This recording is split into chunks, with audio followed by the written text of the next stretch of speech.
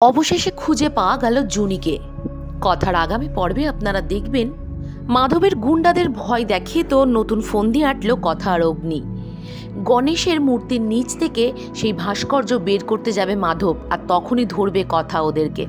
এমনটাই প্ল্যান হয়ে থাকলো। এদিকে জুনিকে খুঁজে পাওয়া যাচ্ছে না। অন্যদিকে দেখা যায় চিত্রাও তার ছেলের জন্য হন্য হয়ে মেয়ে খুঁজছে, বিয়ে দেবে। এদিকে অঙ্কিত তো জুনিকেই ভালোবাসে। অঙ্কিত গণেশের সামনে আরতি করছে আর বলে, আমি জুনিকে ফেরত চাই। অন্যদিকে ম্যান্ডির সাহায্য নিয়ে কোণে রূপে সাজায় জুনিকে প্রান্তিক বিশ্বাস।